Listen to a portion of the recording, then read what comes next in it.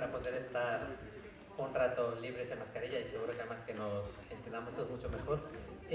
Vamos a continuar con esta segunda parte, por así decirlo, como se diría con los libros, aunque tiene sentido o tendrá sentido un disfrute independiente del anterior, en la que estudiamos, analizamos o nos acercamos al papel que ha tenido el mar en la literatura, en la ficción, en las historias, así en suma, ¿no?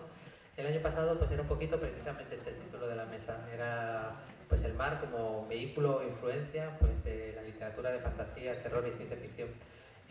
Cuando se nos ocurrió aquella mesa el año pasado que hicimos con Miguel Ángel Delgado y con Jesús Palacios, pues tuvimos la suerte de que les pareciera muy buena idea, una vez lo habíamos pensado, a la gente del puerto de Avilés, y este año pues evidentemente ellos quedaron tan contentos como nosotros que les dijimos que queríamos repetirla porque precisamente por esto, y que la íbamos a titular como se titula este año con estos nombres que no sabemos a quién se le ocurren, pero probablemente Diego, Cristina y yo nos conocéis a los tres, os podéis imaginar: el mar refugio de perturbadoras criaturas, del horror a la fascinación. Y esto es verdad, es que el mar, desde el punto de vista solo de lo que existe de verdad, ya puedes tener suficiente fascinación y suficiente influencia para escribir o abordar todo tipo de historias. Pero luego es que aparte, desde lo que nos podamos imaginar, por lo que el mar nos sugiere, podría hacerse otro tanto o más, ¿no? Entonces vuelvo a tener el placer de compartir ponencia con Miguel Ángel Delgado, o charla o mesa redonda, y este año se nos suma Víctor Conde, que en sus novelas pues ya ha abordado un poco lo que vendría a ser las criaturas que pueden estar dentro de los océanos o de los mares, tanto en su novela He oído a los mares decir tu nombre, en el que te acercaste a la figura de la sirena, o como en la que se está presentando este Celsius, el beso de Copacabana, pues que también nos acercamos a lo que sería un trasunto del monstruo de la Laguna Negra. Y bueno, y también tus peripecias de space operas, porque a fin de cuentas ir por el espacio sideral no deja de ser como ir en un navío por un entorno hostil como el mar, ¿no?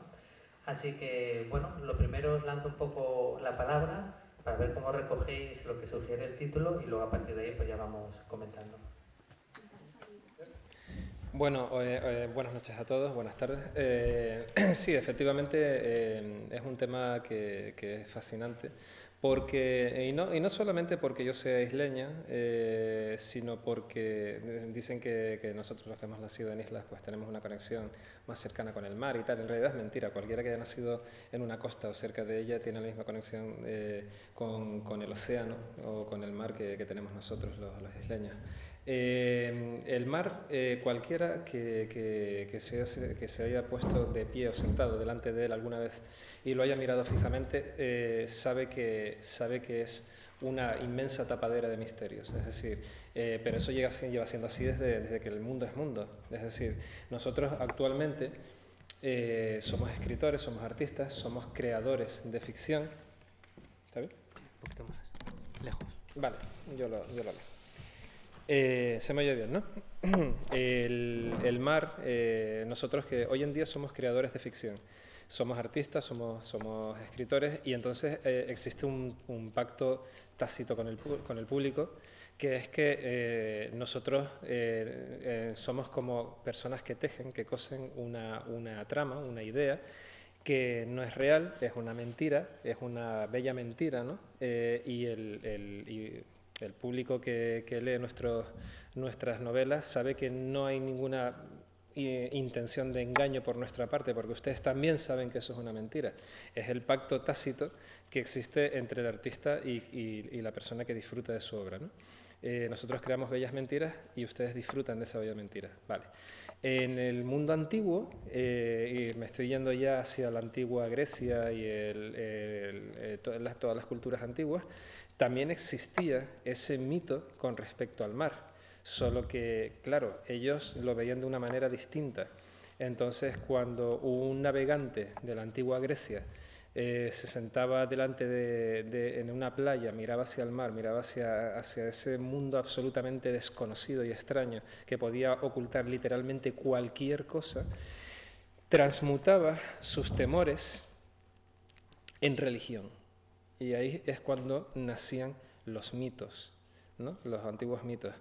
Esos mitos todavía nos siguen asustando hoy en día, aunque seamos personas ni más listas ni más sabias que ellos, sino simplemente tenemos más cantidad de conocimiento acumulado que el que tenían los griegos de hace 3.000 o 4.000 años. Pero nosotros todavía seguimos mirando hacia el mar y nos seguimos asustando y seguimos pensando, hostia, lo que puede haber ahí debajo y yo no lo estoy viendo. Luego ya si quieres entramos en más detalle, pero películas como Tiburón, por ejemplo, la de Steven Spielberg, demuestran que ese principio sigue siendo absolutamente válido. El rollo de me voy a meter en el agua y algo se me va a comer, algo que no voy a ver hasta que esté encima de mí. Entonces el mar sigue despertando en nosotros la misma fascinación y el mismo terror que despertaba en la gente de hace 4.000 años. Sí, bueno, buenas tardes y gracias al Celsius por permitirme subir una vez más a este maravilloso escenario. Y sí, vamos, estoy totalmente de acuerdo con lo que estaba contando Víctor. Yo siempre digo que el océano, el mar, es el mundo alienígena que tenemos al alcance de la mano, porque en realidad desconocemos muchísimo todavía de lo que alberga.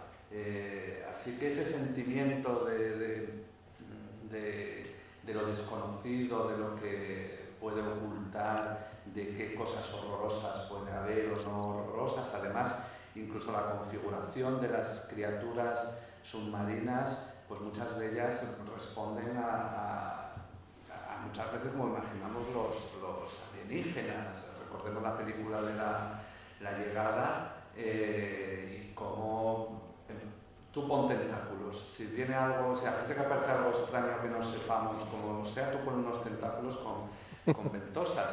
Pero no es nada extraño. Por ejemplo, todavía este año se han logrado grabar las primeras imágenes de poca calidad de los famosos calamares gigantes, que pues hasta ahora prácticamente solo los hemos podido ver en formol, en malas condiciones, de forma que no podemos imaginar cómo son esos animales que, no lo olvidemos, luchan contra los cachalotes. O sea que si hay una escena que podríamos imaginar sacada de un libro de literatura fantástica, sería esa imagen de un calamar gigante enfrentándose a un cachalote. Eso ocurre bajo el mar, sabemos que ocurre porque hemos visto las huellas en los cachalotes, pero no lo hemos podido ver con toda nuestra ciencia.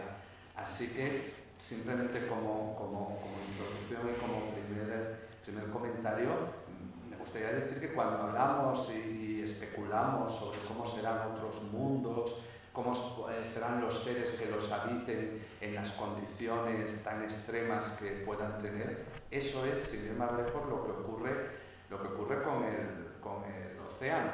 Y de hecho, me da la sensación de que la ficción apenas ha rascado en el fondo lo que podría haber ahí abajo. Ya sin tirar mucho de ficción, solo con un acercamiento totalmente académico y científico, ya daría bastante miedo, porque para empezar, para el ser humano que no está preparado para vivir bajo el agua, ya de por sí es un entorno hostil que solo invita a una cosa, la muerte, ¿no? Entonces, como yo, imaginaros que no sé nadar. Te digo, pero yo tampoco. Pues entonces, ¿cómo no vamos a estar en esta mesa? Digo, lo que decías de la morfología, ¿no?, que se ha utilizado muchas veces en alienígenas y en criaturas así extrañas, sacada del mar, es porque saben los diseñadores de arte que en nuestro inconsciente colectivo asemejamos todo lo que está dentro del mar a algo que nos es hostil, que no está ahí para invitarnos y llevarnos de fiesta. Y el calamar gigante, bueno, es un buen sitio para contarlo, porque aquí en la cima de Avilés es de los pocos sitios. De hecho había el Museo del Calamar Gigante, o sea, bueno, como comentábamos Jesús y yo el año pasado, curiosamente una hora del mar se lo llevó para abajo y se llevó el calamar, que es como vamos a por uno de los nuestros, que han contado esos cabrones, ¿no? Digo, o sea, que esas cosas incluso que serían casi como de una historia de ficción, pues mira, pues suceden. Pero es que, aunque luego podamos hablar de muchas cosas, ¿no?, de lo que de esta fascinación por estas extrañas criaturas, lo más fascinante es lo que no sabemos, más que lo sabemos. Hablábamos antes, hablando del beso de Copacabana con Víctor, que hace no mucho en Nueva Guinea o no me acuerdo en qué isla habían aparecido pues 160 y pico criaturas nuevas, entre casi todos eran pues eso, pues insectos o arácnidos o demás, ¿no?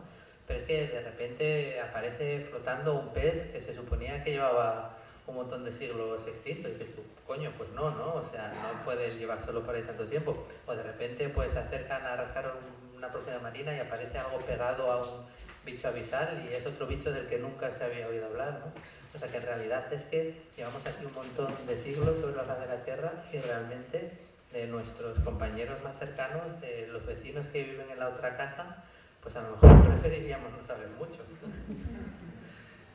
Sí, y además que es que la propia exploración de los fondos marinos es lo más parecido, o sea, un submarino en realidad se parece mucho a una nave espacial, y de hecho en mucha ciencia ficción primigenia se ha utilizado muchas veces el submarino como algo en lo que prácticamente le puedes poner un propulsor que te les permita viajar por el espacio y funciona, pero es que es el mismo problema, o sea, el submarino protege de la diferencia de presión, en el caso del océano el problema es el contrario, es decir, hay mucha más presión fuera que dentro del submarino, en el caso de la nave espacial es al contrario, pero es la misma situación, que nosotros no podemos salir de la nave espacial a pecho descubierto, ni podemos salir ni podríamos salir de un submarino tampoco a pecho descubierto. Y ahí me encanta también incluso esa similitud del submarino rodeado además por la oscuridad y por el frío y de no saber muy bien qué se va a encontrar, que es lo mismo que sucede con las naves espaciales. Y eso hace que incluso, pues, basta ver Star Trek y tantas otras obras de ficción, cómo se reproduce totalmente el esquema de la marina, o sea, de los oficiales, de la jerarquía, de las costumbres, incluso de cuando alguien muere, en lugar de tirarlo por la borda, lo sueltas al espacio. Eso no es nada casual que haya esa similitud. Sí, vamos, totalmente de acuerdo. En el caso de cuando nosotros nos enfrentamos a lo desconocido que puede estar ahí abajo. A ver, yo creo que hay, digamos, dos cosas que nos pueden atemorizar del mar.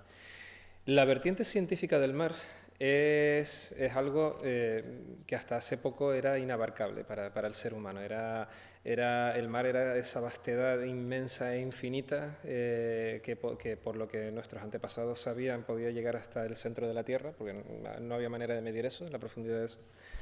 Y que incluso hoy en día pues, nos sigue atemorizando por eso, por lo que no sabemos qué pueda haber ahí debajo. Pero luego, en la parte, digamos, artística, cuando los escritores o los cineastas o cualquiera que haya inventado alguna vez una fábula sobre el mar se pone a pensar en eso, en el piélago azul y tal, tiende a proyectar sus miedos más profundos sobre él, sobre lo que puede haber allá abajo.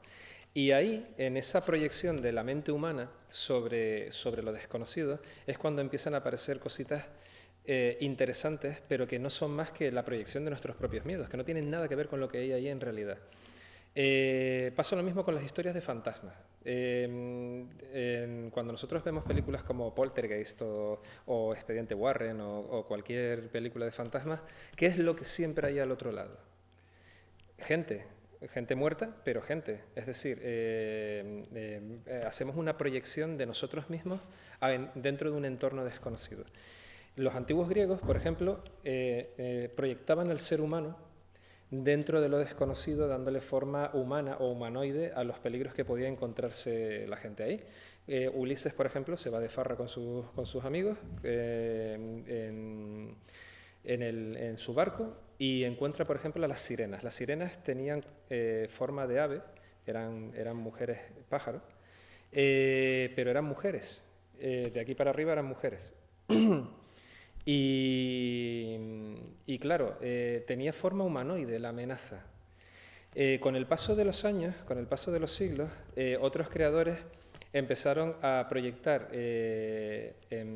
características humanas en seres que realmente existen en el mar, en la realidad, pero dotándoles de una inteligencia especial y malévola, como puede ser el caso de Moby Dick, por ejemplo. Moby Dick es algo más que una ballena, es algo más que un cachalote. Moby Dick es una metáfora del infierno con forma de pez, en este caso con forma de mamífero. Moby Dick es un monstruo gigantesco, pero que detrás de sus intenciones y detrás de su movimiento y detrás de sus malvados planes no hay una inteligencia de un cachalote, hay algo más. Hay una especie de inteligencia malévola superior, sin duda alguna, a la de un animal, que de alguna manera, espiritual quizás, está conectada con el alma del cazador que quiere matarlo. Y no va a dejar que él se salga con la suya. ¿Vale? Entonces, claro, ¿qué está pasando ahí en esos relatos de ficción? Está pasando que nosotros, los seres humanos, estamos proyectando sobre lo que no sabemos del mar, lo que no sabemos sobre nosotros mismos. Estamos proyectando nuestros miedos interiores. Y a ese miedo interior lo estamos llamando Copacabana, o a ese miedo interior lo estamos llamando Moby Dick, o lo estamos llamando lo que sea. Entonces, claro, ahí estamos construyendo el miedo en base a lo que no sabemos sobre el mar o a lo que nos atemoriza sobre el mar. Y bueno, yo creo que ahí se abren unas posibilidades creativas infinitas, porque ya no solo la novela de Melville, que es una maravilla, sino un montón de novelas clásicas sobre marineros y el mar entendido más como un enemigo que como un ambiente que, bueno, llenan la literatura de grandes ejemplos, ¿no? Dentro de lo de refugio de perturbadoras criaturas, y aquí sí, desde la ficción, o por lo menos aumentando mucho la realidad hasta que se acerque mucho a la ficción, y hoy ponemos The Host en el cine en la calle, que es un buen ejemplo de lo que voy a decir ahora, que es algo que nos viene del mar por la influencia del hombre hacia ese mar. Esto es algo que ha pasado también sobre la Tierra, cuando de repente en la época de una sociedad mucho más naif y menos conocimiento de cómo funcionaba o iba a funcionar la era nuclear, pues todas las películas eran hormigas gigantes, arañas gigantes, o sea, bichos que, claro, de repente alguien tira un bote ahí, imagínate cómo estarían nuestros mares, ¿no? Y de repente empiezan a salir todo tipo de bichos. Y esas son todas las formas en las que nos hemos enfrentado un poco al horror del mar, al mar manipulado, y la literatura de ficción y el cine de ficción sí que se ha nutrido mucho de esto, ¿no? De cómo el mar respondería, digamos, a la intrusión de la mano del hombre. Sí, ha habido, como bien decía Víctor, que además es algo que en realidad comparte la ciencia ficción. O sea, es algo que tiene maravilloso la ciencia ficción cuando uno la ve históricamente, es como es un espejo, efectivamente, de los temores que había en cada momento. No olvidemos que del mar no solamente podemos hablar de las ballenas o de las criaturas, por muy extrañas que sean, que asociemos con el mar. Al fin y al cabo, Godzilla viene del mar también, o sea, le despiertan las pruebas nucleares y la radiactividad. Yo, de hecho, apostaría, ya se está haciendo un poco, ya hay una cierta literatura de catástrofes, de anticipar los escenarios del cambio climático, pero yo me atrevería a pensar que eso es algo que va a ir a más, y que ahora lo que le suceda a los mares no es tanto cosas que siguen pasando, como la radiactividad o como la contaminación, pero también puede ser la acidificación. Menuda palabreja, es el problema que tienen muchas palabras científicas que son bien complicadas, de los mares, que van a acabar con muchas criaturas, va a cambiar todo el ecosistema, y eso va a provocar probablemente que desde un punto de vista de ficción hablemos de la venganza del mar, porque los escenarios de inundación que se dicen, que se prevén para las próximas décadas, son un hecho. Ahí tenemos, por ejemplo, el Kim Stanley Robinson, en el que plantea un Nueva York que es como Venecia, en el que las calles de Manhattan son canales y la gente se mueve en vaporetos en lugar de utilizar el metro. Pues eso es para mí una muestra del tipo de literatura que está empezando a avanzar, del tipo de criaturas que van a despertar para hacernos pagar nuestros errores. y forzándolo un poco, porque no es exactamente el mar, creo que es lo mismo que sucede con el hielo, con todo lo que se está descongelando, el permafrost en Siberia, todos esos virus, todas esas criaturas que han estado congeladas durante miles, incluso millones de años y que van a despertar, ya están sirviendo incluso para cosas tan mediocres como una gran superproducción que tenemos en una de nuestras plataformas, que no voy a decir cuál es por los spoilers, y que es horrorosa, no en el buen sentido de la palabra, pero que ya vemos que empieza a ser también una de las cosas de las que va a acabar con nosotros, que el mar nos va a hacer pagar lo que le estamos haciendo al mar. Y la plastificación, que es otro de los grandes problemas que están ahí, ¿no? Estamos cubriendo el mar con plástico, con micropartículas de plástico, que eso da para un cuento, ¿eh? Y más que para un cuento. El otro día, buscando información sobre eso, me salió en Google una noticia de que hay un río de China, no me acuerdo cuál es, que está completamente lleno de basura plástica, pero completamente durante miles de kilómetros de río. Es una pasada.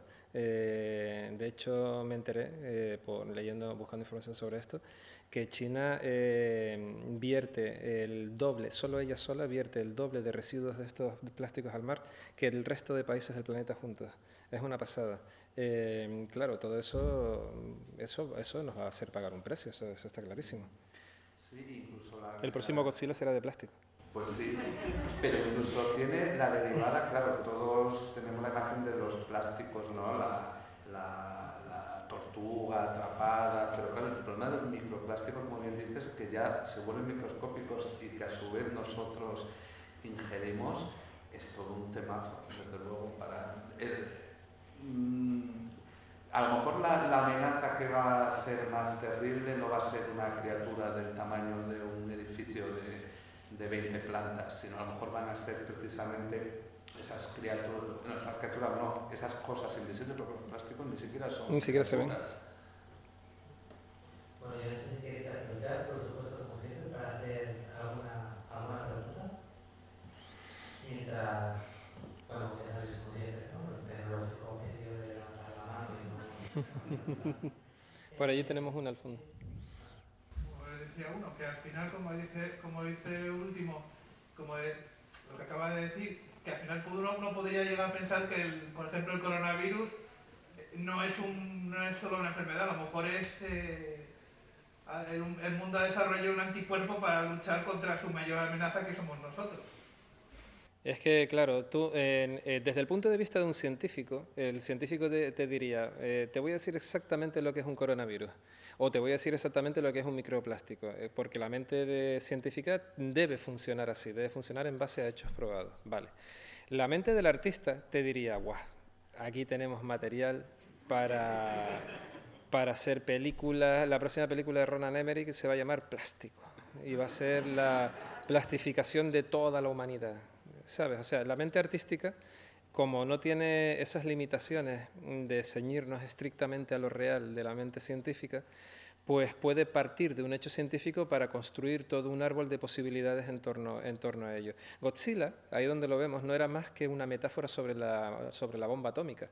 Los japoneses rodaron su película un año después de que estrenaran El monstruo de tiempos remotos en Estados Unidos, que estaba basado en un relato de Ray Bradbury, que se llama La sirena en la niebla. No tenía nada que ver con el relato, pero estaba basado en el relato.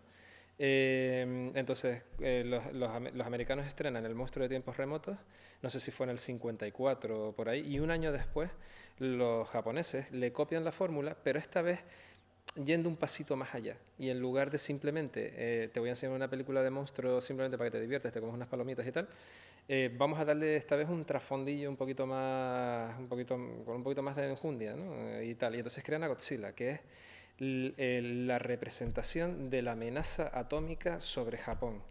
Entonces, claro, el mundo del arte siempre se está moviendo, siempre es como una gran carrera hacia adelante. Y efectivamente, como tú bien dijiste antes, Godzilla proviene del mar. ¿Por qué proviene del mar? Podría haber salido de Siberia, de algún punto en mitad de la nada, de siberiana, por ejemplo, pero no, sale del mar. ¿Por qué? Porque todos sabemos que el mar es el único lugar de nuestro planeta donde pueden haber criaturas descomunales, porque la propia densidad del fluido en el que ellos se mueven les permite vivir con muchísimo más peso de lo que vivirían estando sometidos al aire. Entonces, claro, teniendo en cuenta que en el mar hay criaturas inmensas y descomunales, ¿por qué no un monstruo antediluviano de 80 metros de altura? Cualquier cosa es posible.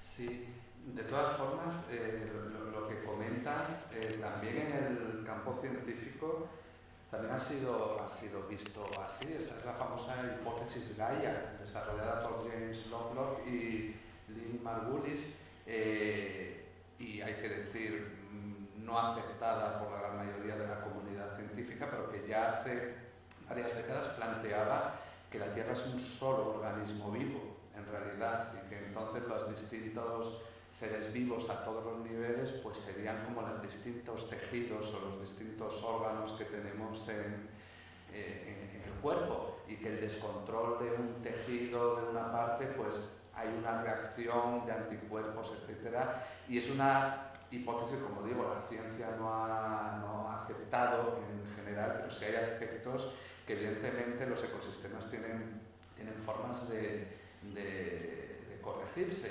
y evidentemente eso es algo que siempre ocurre. O sea, normalmente muchos relatos de ciencia ficción son que suelen ser encima para dar caña al ser humano que pretende ser científico y pretende meterse en los lugares reservados a Dios, pues suele venir por un error y por algo que provoca una catástrofe, y entonces nos acaban castigando por ello. Por cierto, sin venir es que me acordé antes cuando mencionaste lo de Moby Dick, hace poco leí efectivamente se tardó mucho en encontrar, pero sí existen las ballenas blancas, porque es un caso de albinismo también. También existen ballenas que sufren de albinismo y son blancas, pero se tardó mucho tiempo en encontrar. Por lo demás no consta que fueran especialmente diabólicas ni grandes, por el estilo. Exacto. Bueno, estamos llegando ya un poco a la recta final, y aquí la gente en la Casa de Cultura pues lógicamente también nos empezará a mirar mal porque tiene vida y estas cosas. ¿Queréis hacer una ronda o un par de rondas de criaturas marinas que a través de la ficción o no os hayan fascinado, os hayan acercado a vosotros a esta fascinación que estamos mostrando en esta mesa? Y bueno, intentemos, para ser originales, no repetir. Y bueno, ya ha salido el año pasado y este año sobre todo Tiburón o Moby Dick, pero si algo, esa serie rara, ese libro extraño, ese mito menos conocido, esa peli de serie B que por el motivo que sea dijiste, wow, no, esto no será verdad, o qué pasa aquí.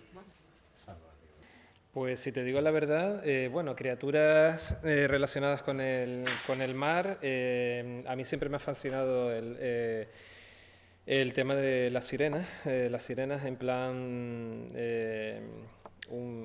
a ver, evidentemente como son un mito, pues tú le puedes dar la explicación que tú quieras, puede ser una explicación pseudocientífica, que es lo que saldría de una película de ciencia ficción de los años 50, o podría ser una explicación mitológica, que realmente, teniendo en cuenta que lo que estás intentando explicar es algo inexplicable, porque las sirenas no existen,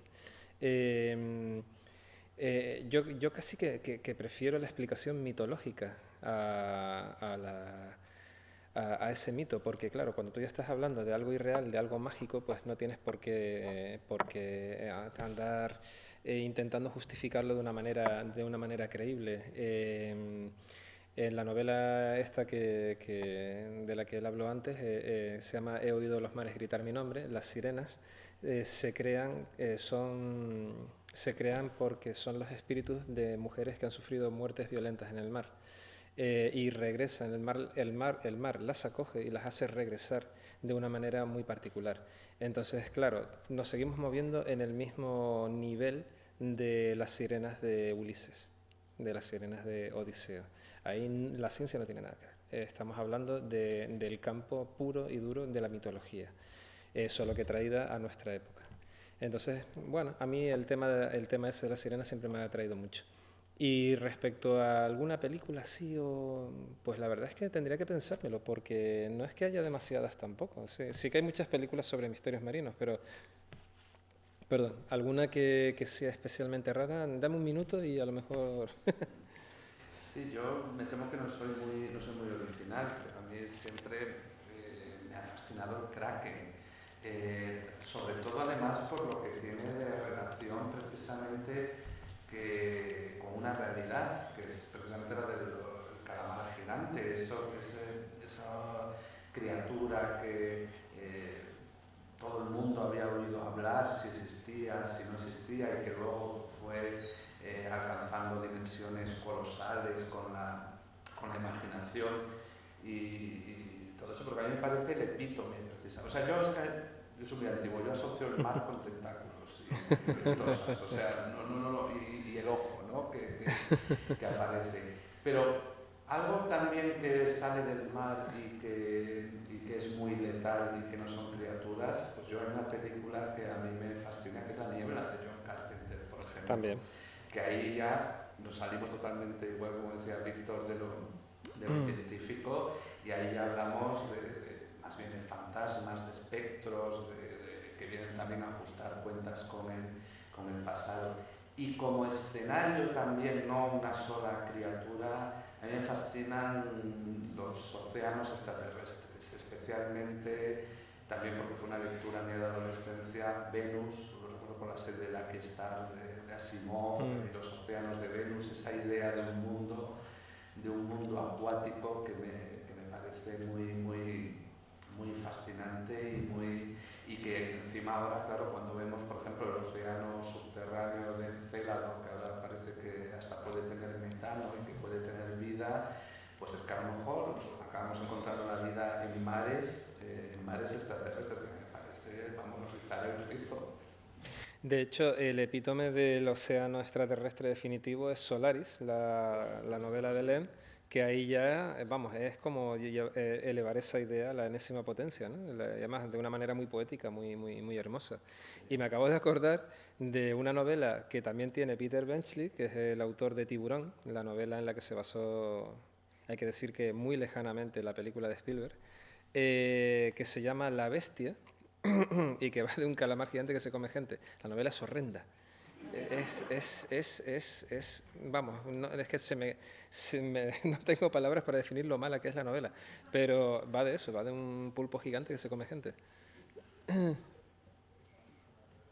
A lo mejor molaría como serie B o serie Z. Bueno, serie Z, ya sabes, luego tenemos la noche de cultos Jesús Palacios, donde es una celebración y una fiesta de todo este tipo de cine, ¿no? Que está además guay, y así vas sabiendo lo que vas a ver.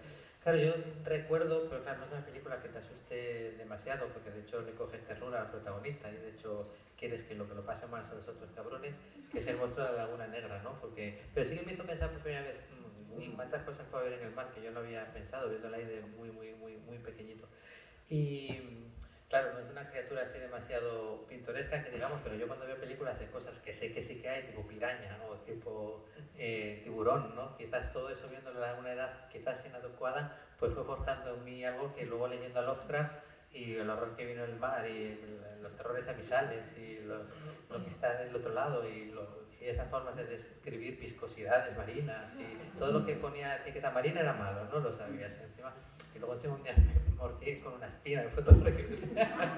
No, pero sí que hay una peli que se llama Sea Fever, que tiene dos cosas. Uno, de algo tan aparentemente sencillo como una medusa, o sea, un bicho que lo máximo que te puede hacer es así. Dice, sí, con un pequeño cambio, una pequeña mutación, lo que podría complicarse todo, ¿no? para el ser humano, la amenaza que podría suponer. Y por otro lado, porque aunque no sean criaturas, lo que hablamos antes, hasta qué punto el mar puede ser amenazador, lo que es la fiebre del mar, el hecho de que te podías volver loco solo por estar tanto tiempo en un barco, o el hecho de que ya no es que el mar sea un entorno hostil, sino que si sales demasiado rápido también te puede dar algo, no sé, pues me parecía todo que eran invitaciones al desastre con criaturas en criaturas, ¿no? Que yo no es por fastidiarte, pero si esas medusas te daban cosica, uno de los escenarios que hay es que va a la variedad de la fauna marina va a caer en picado por culpa de todos esos problemas del cambio climático, salvo una especie que va a triunfar y se va a reproducir y va a cubrir prácticamente los mares, que son las medusas. O sea que... No, y encima hay un tipo de medusa, ¿no? Que es como eterna, o sea, que se clona a sí misma y Sí. es una cosa... En el caso de la criatura, de la Laguna Negra, los guionistas que se inventaron la película querían, o sea, la película era una fantasía en torno a lo que sería el eslabón perdido agárrense, entre el hombre y el pez. Es decir, la criatura de la Laguna Negra en la película es ese eslabón perdido que no había aparecido en millones de años y que aparece allí, que demuestra que el hombre proviene del pez. Bueno, en fin, es pura imaginación, evidentemente. Bueno, te iba a decir... Ahora él dice, sí, no, pero es que el hombre proviene del pez. El desarrollo del feto al principio es como que va siguiendo reducido la evolución y al principio hay una parte común, cómo se configura a los peces. ¿Puedo decir algo que no soporto de ficción marina? Aquaman, por ejemplo. Pero voy a decir por qué, no es tampoco... Por el traje. No, a ver, el Aquaman en sí entiendo que tenga mucho éxito. No me gustan las películas en las que te representan el fondo del mar, que es como en la superficie, pero debajo del mar. Es un poco el rollo, o sea, el mito de la Atlántida me fascina en sí, pero cuando veo las representaciones que en el fondo lo que hacen es lo mismo que había en la superficie, lo meten debajo del agua, hacen que para mí que pierda toda la gracia. Es que de hecho en muchos dibujos que hay por ahí, tanto en cómics como en libros de ilustraciones de ciudades submarinas tipo Atlantis, hay escaleras. Y tú dices, guau. Si yo fuera Aquaman, ¿para qué construir una escalera? O sea, es absurdo. Fíjense en los cómics de la Marvel, para que vean que la representación de Atlantis está llena de escaleras y de ventanas y tal. Es impresionante. Sí, las ruinas son como las ruinas griegas, ¿no? Solo que hundidas bajo el agua. Que bueno, debajo del agua, ¿qué sentido tiene? Yo lo llevo fatal, lo reconozco, pero bueno. Bueno, pues yo creo que esto abre la puerta a que haya una tercera entrega de esta mesa y sigamos dándole vueltas al mar, sigamos dándole vueltas a nuestros vecinos, no sé si en la Atlántida, si en las representaciones, varias, ya no tenemos un año para pensarlo. Civilizaciones sumergidas, Civilizaciones sumergidas, o sea que me lo apunto y recojo el testigo y ya te diremos algo, pero vamos, la mesa la haremos seguro. La verdad que lo hemos vuelto a pasar muy bien, espero que vosotros también. Y con esto concluimos, a falta de ver The Host, que como decíamos antes es una peli coreana estupenda, muy divertida, el segundo día del Celsius y el Celsius sigue. Y yo quería despedir, como siempre, a Miguel Ángel y a Víctor con un muy fuerte aplauso. Gracias.